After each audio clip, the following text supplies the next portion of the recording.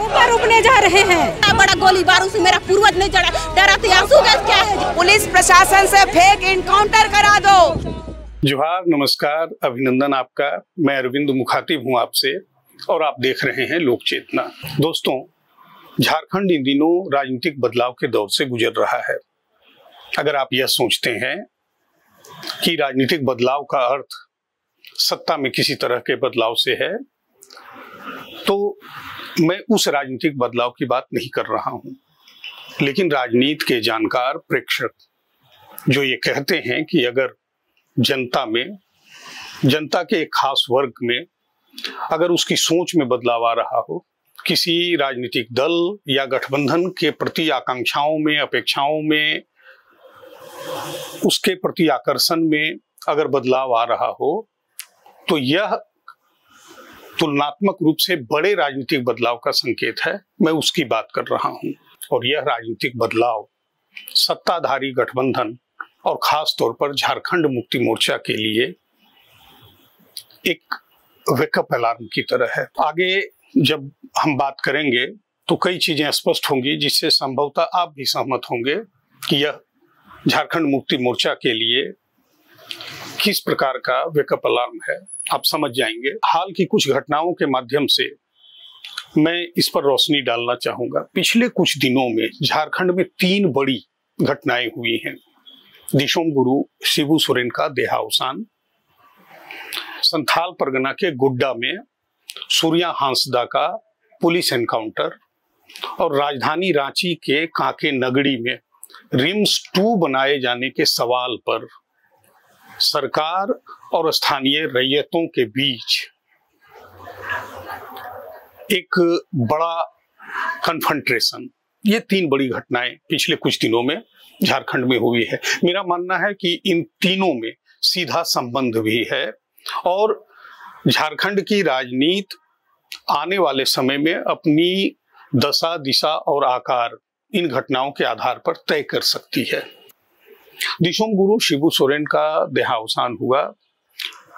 सूबे के मुख्यमंत्री और झारखंड मुक्ति मोर्चा के अध्यक्ष हेमंत सोरेन लगातार श्राद्ध कर्म में लगे हुए थे और इसी दौरान गुड्डा में सूर्या हांसदा का पुलिस एनकाउंटर हुआ। पुलिस सूर्या हांसदा को अपराधी बताती है कि उनके खिलाफ 24 मुकदमे दर्ज थे। लेकिन उनकी मौत के बाद, पुलिस एनकाउंटर के बाद जो दृश्य दिखा संथाल परगना में और बल्कि पूरे झारखंड में, सूर्या हांसदा के पक्ष में जो वातावरण बना, सरकार और पुलिस के खिलाफ जो आक्रोश दिखा, उससे तो यही लगा कि सूर्या हांसदा एक सामाजिक कार्यकर्ता थे, उभरते हुए राजनेता थे और संथाल परगना में एक बड़े वर्ग का आकर्षण उनके प्रति था। सूर्या हांसदा के एनकाउंटर के बाद ही पूरे झारखंड ने, बल्कि पूरे देश ने, अलग अलग समाचार माध्यमों के जरिए पूरे देश ने यह जाना कि सूर्या हांसदा करीब 300-350 बेसहारा बच्चों का पालन पोषण कर रहे थे। उन्हें मुफ्त में शिक्षा दीक्षा दे रहे थे। उन्होंने एक आवासीय विद्यालय इसके लिए खोल रखा था जिसका वे संचालन करते थे। और इसके अलावा आदिवासी हितों के बारे में, आदिवासी जमीन और महिलाओं की सुरक्षा के लिए लगातार वे संघर्ष कर रहे थे और सत्ता और प्रशासन से लगातार वे दो हाथ कर रहे थे इन मामलों में। 4 बार विधानसभा का चुनाव लड़ चुके थे। जीते नहीं थे, ये अलग बात है, लेकिन भारतीय जनता पार्टी, झारखंड विकास मोर्चा और झारखंड लोकतांत्रिक क्रांतिकारी मोर्चा के टिकट पर 4 बार वे विधानसभा का चुनाव लड़ चुके थे। अब जो आरोप लगाए जा रहे हैं सूर्या हांसदा के परिजनों के द्वारा, और बाद में जब भारतीय जनता पार्टी का प्रतिनिधिमंडल पूर्व मुख्यमंत्री अर्जुन मुंडा के नेतृत्व में गुड्डा गया, उसके एक दिन पहले झारखंड लोकतांत्रिक क्रांतिकारी मोर्चा के अध्यक्ष जयराम महतो वहां पहुंचे और इन तमाम लोगों ने, अलग अलग दूसरी राजनीतिक पार्टियों के ने भी, उनके बड़े नेताओं ने भी जो कहा, उसमें सूर्या हांसदा के पुलिस एनकाउंटर को एक साजिश बताया और ये कहा गया कि सूर्या हांसदा को एक साजिश के तहत मौत के घाट उतार दिया गया क्योंकि वे वहां जो काम कर रही थी कंपनियां, उनके लिए वहां जो माफिया थे पत्थर और दूसरी दीगर खनिज पदार्थों का जो अवैध कारोबार करते थे उनके लिए एक बड़ा खतरा बन चुके थे और इसलिए उन्हें रास्ते से हटा दिया गया। अब बात करते हैं नगड़ी में रिम्स 2 के लिए जो संघर्ष चल रहा है रैयतों और सत्ता के बीच, सरकार के बीच।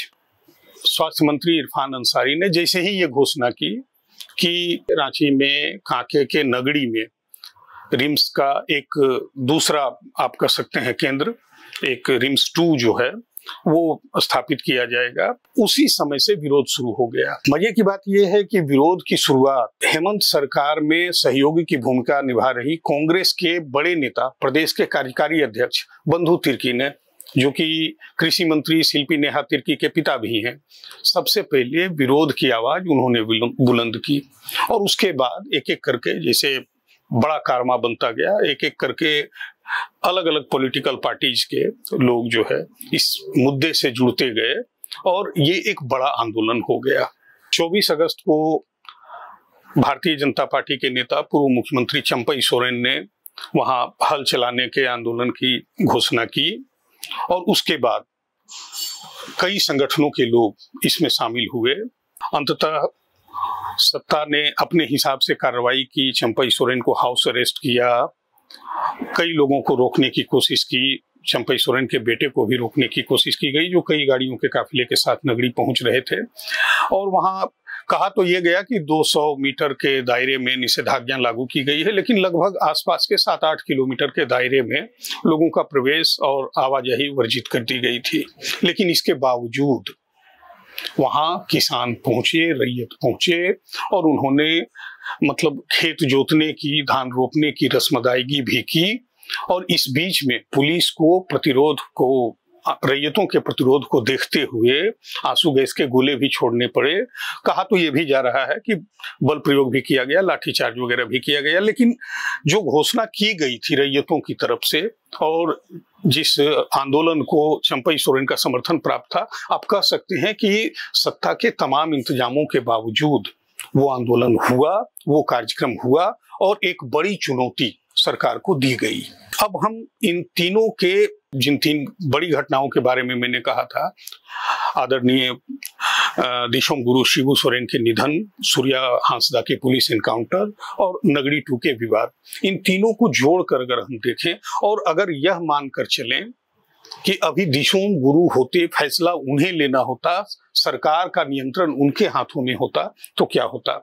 संथाल परगना में सूर्या हांसदा को जिस नजरिए से देखा जा रहा है और अभी जनता का एक बड़ा वर्ग सूर्या हांसदा को जिस प्रकार हीरो समझ रहा है, ऐसी स्थिति में और ये देखते हुए कि करीब 300-350 बेसहारा बच्चे और कई परिवार, सैकड़ों परिवार जो आश्रित थे सूर्या हांसदा पर, अब उनके सर से एक बड़ा साया हट जाना पुलिस एनकाउंटर की वजह से, तो जाहिर है कि इसकी प्रतिक्रिया जिस हिसाब से संथाल परगना में और पूरे झारखंड में हुई है, उससे लगता है कि पुलिस एनकाउंटर पूरी तरह सही तो नहीं था।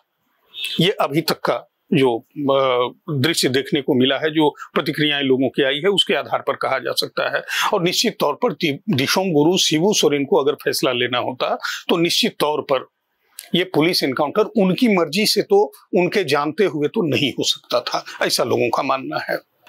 अब सरकार को जवाब देना है। अभी तक विपक्ष के तमाम दल इस मामले में बढ़ चढ़कर बोल रहे हैं, सीबीआई जांच की मांग कर रहे हैं, सरकार को, पुलिस प्रशासन को उत्तरदायी ठहरा रहे हैं सूर्या हांसदा के एनकाउंटर के लिए। और ठीक उसी तरह नगड़ी में जो भूमि अधिग्रहण के नाम पर जो सरकार अपने कदम आगे बढ़ाने की कोशिश कर रही है और रैयतों का जिस हिसाब से प्रतिरोध हो रहा है, तो इन दोनों मामलों को ये मान के चल रही है कि दिशोम गुरु शिबू सोरेन को अगर निर्णय लेना होता इस मामले में तो निश्चित तौर पर उनका फैसला कुछ अलग होता, जो ये सरकार फैसला ले रही है उससे। जहां तक नगड़ी का सवाल है, तो नगड़ी में भूमि अधिग्रहण, जैसा कि सरकार ही बता रही है, 1957 में ही नगड़ी में भूमि अधिग्रहण हुआ था। अब इतने वर्षों बाद अगर उस जमीन पर सरकार कब्जा के लिए जाती है या वहां किसी निर्माण के लिए जाती है, तो रैयतों का प्रतिरोध स्वाभाविक है। खासतौर पर इस आईने में अगर देखें इस मामले को कि झारखंड मुक्ति मोर्चा ने अपने घोषणा पत्र में भूमि अधिग्रहण कानून को ज्यादा बेहतर बनाने की वकालत की है और झारखंड मुक्ति मोर्चा ने हमेशा से कहा है कि भारत सरकार का या राज्य सरकार का, पूर्ववर्ती जो राज्य सरकार थी उसका जो भूमि अधिग्रहण कानून है वो रैयतों की इच्छाओं आकांक्षाओं के अनुरूप नहीं है, उनके लिए हितकारी नहीं है और उसमें बदलाव की आवश्यकता है। बदलाव का वचन भी झारखंड मुक्ति मोर्चा ने दिया था। लेकिन अब पुराने कानून के हिसाब से, पुराने समय में किए गए अधिग्रहण के हिसाब से वहां सरकार रिम्स 2 का निर्माण करना चाहती है, रैयत विरोध कर रहे हैं। तो झारखंड मुक्ति मोर्चा का जो चरित्र रहा है, शिबू सोरेन के नेतृत्व में खासतौर पर जो झारखंड मुक्ति मोर्चा का चरित्र रहा है, उसके हिसाब से लोग ये मान के चलते हैं कि सरकार को इस मामले में रैयतों को भरोसे में लेकर बात करनी चाहिए और अगर संभव हो तो कोई वैकल्पिक रास्ता निकालना चाहिए ताकि रैयतों को कम से कम कष्ट हो। लेकिन सरकार ऐसा नहीं कर रही है। अब इसके राजनीतिक फलाफल पर बात करते हैं। झारखंड मुक्ति मोर्चा ने 2019 और 2024 के विधानसभा चुनाव में आदिवासियों का सबसे ज्यादा भरोसा जीता। झारखंड मुक्ति मोर्चा और कांग्रेस के गठबंधन ने जो रिजर्व सीटें हैं आदिवासियों के लिए उस पर एक तरह से पूरी तरह कब्जा कर लिया। 2019 के चुनाव में केवल 2 सीटें मिली भारतीय जनता पार्टी को और 2024 के चुनाव में तो केवल 1 सीट मिली है भारतीय जनता पार्टी को। उन सीटों के बारे में मैं बात कर रहा हूं जो आदिवासियों के लिए रिजर्व है। यानी आदिवासियों ने लगभग 100% समर्थन झारखंड मुक्ति मोर्चा और कांग्रेस के गठबंधन को दिया है। अब सवाल ये है कि ये आखिर इतना बड़ा परिवर्तन और इतना ज्यादा भरोसा आदिवासियों का कैसे हुआ है। तो अगर आप इतिहास में जाएं तो आप याद करें कि भारतीय जनता पार्टी की सरकार ने CNT SPT एक्ट में छेड़छाड़ की कोशिश भर की। उन्होंने, याद कीजिए, जो उन्होंने फैसला लिया था वो वापस भी लिया, लेकिन इसके बावजूद जैसे कहा जाता है कि अगर आप कोई कोशिश करते हैं और उतने भर से ही किसी समुदाय विशेष के कान खड़े हो जाते हैं। आदिवासी समाज वैसे भी बहुत ही संवेदनशील, जमीन के मामले में तो सबसे ज्यादा संवेदनशील माना जाता है और भारतीय जनता पार्टी की एक छोटी सी गलती ने पूरे आदिवासी समुदाय से, पूरे आदिवासी मतदाताओं से दूर कर दिया। तो जाहिर है कि उस गलती का फायदा JMM और कांग्रेस को मिला। अभी संथाल परगना में जिस तरह का एक भावनात्मक उबाल है सूर्या हांसदा के पुलिस एनकाउंटर को लेकर, और फिर उसी तरह से दक्षिण छोटा नागपुर में, रांची में, राजधानी में जिस तरह से रिम्स 2 के निर्माण में जो सरकार का एक अड़ियल रवैया अभी तक दिख रहा है, उसको लेकर जो आदिवासी समाज में यहाँ भी विरोध का नेतृत्व, या कहिए कि जो बड़ी जमात विरोध में खड़ी है वो आदिवासी ही है। तो ये 2 घटनाएं जो है, संथाल परगना में सूर्या हांसदा का पुलिस एनकाउंटर और नगड़ी में रिम्स 2 निर्माण के लिए सरकार का अड़ियल रवैया, ये दोनों चीजें आदिवासियों को एक बार फिर से चौकन्ना कर रही है, एक बार फिर से डरा रही है। और ऐसा हम लगातार विभिन्न आंदोलनों के जरिए, विभिन्न कार्यक्रमों के जरिए, विभिन्न नेताओं के बयानों के जरिए हम देख रहे हैं। हेमंत सोरेन काफी सुलझे हुए राजनेता हैं और उन्होंने बहुत महीन तरीके से एक वोट बैंक तैयार किया है झारखंड मुक्ति मोर्चा के लिए, और जिसमें सबसे बड़ी जमात आदिवासियों की है।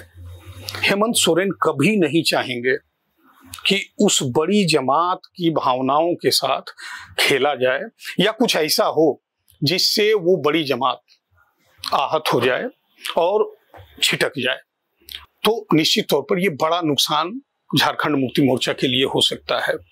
झारखंड में विधानसभा का सेशन चल रहा है, लेकिन इसके बावजूद सरकार की तरफ से बहुत फर्म स्टैंड लिया जा रहा हो सूर्या हांसदा के पुलिस एनकाउंटर के मामले में या नगड़ी में रिम्स 2 के निर्माण के मामले में, ऐसा नहीं दिखता। दोनों ही मामलों में काफी अड़ियल रुख सरकार का अभी तक दिख रहा है। सरकार ने जो कह दिया हम वही करेंगे। सूर्या हांसदा एनकाउंटर के मामले की जांच CID से शुरू करवा दी है और अब सरकार ने एक तरह से संकेत दे दिया है कि अब तो भैया इस मामले की जांच सीआईडी ही करेगी। ये बात अलग है कि भारतीय जनता पार्टी के सांसद आदित्य साहू ने राज्यसभा में ये मामला उठाया। एक और राज्यसभा सांसद दीपक प्रकाश ने राष्ट्रीय अनुसूचित जनजाति आयोग को चिट्ठी लिखी और उसके बाद अनुसूचित जनजाति आयोग की अध्यक्ष आशा लकड़ा ने जांच शुरू कर दी है और उसकी टीम भी, अनुसूचित जनजाति आयोग की टीम भी गोड्डा गई है, जांच कर रही है। ये तमाम चीजें हैं। इसके बावजूद जो राज्य की सरकार है वो हिलने को तैयार नहीं है, अपना अड़ियल रवैया छोड़ने को तैयार नहीं। वो साफ कर रही है कि जांच तो भैया सीआईडी से ही होगी।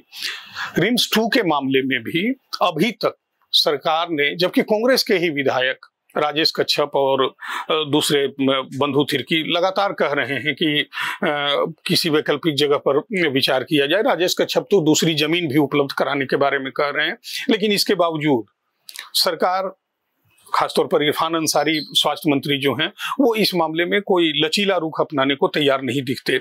लेकिन राजनीतिक प्रेक्षकों का मानना है कि सरकार का ये अड़ियल रवैया आदिवासियों की भावनाओं को आहत करेगा और अगर आदिवासी एक बार नाराज हो गए, जो कि उनकी प्रकृति भी है, उन्हें मना पाना काफी मुश्किल हो जाता है। और ये नुकसान शिबू सोरेन जब जीवित थे तो उन्होंने देखा है। आप याद कीजिए कि झारखंड में एक ऐसा दौर भी आया है जब भारतीय जनता पार्टी के 12-13 सांसद भी रहे 14 में से, यानी झारखंड मुक्ति मोर्चा पूरी तरह से मैदान से गायब हो गई थी। तो वो दौर लौट कर न आए, ये हेमंत सोरेन निश्चित तौर पर चाहेंगे और हम अभी भी पूरी उम्मीद कर रहे हैं कि इस मामले में हेमंत सोरेन कोई बीच का रास्ता निकालेंगे और कोशिश करेंगे कि सूर्या हांसदा के पुलिस इनकाउंटर से आहत संथाल आदिवासियों को भी, संथाल परगना के आदिवासियों को भी और उनसे जो जुड़े हुए परिवार थे, उनसे जुड़े हुए जो लोग थे, उनको एक मरहम मुहैया कराया जाए और रिम्स 2 के मामले में भी कुछ ऐसा रास्ता निकाला जाए जिससे सांप भी मर जाए और लाठी न टूटे। सबकी नजरें अब हेमंत सोरेन के फैसले पर टिकी है।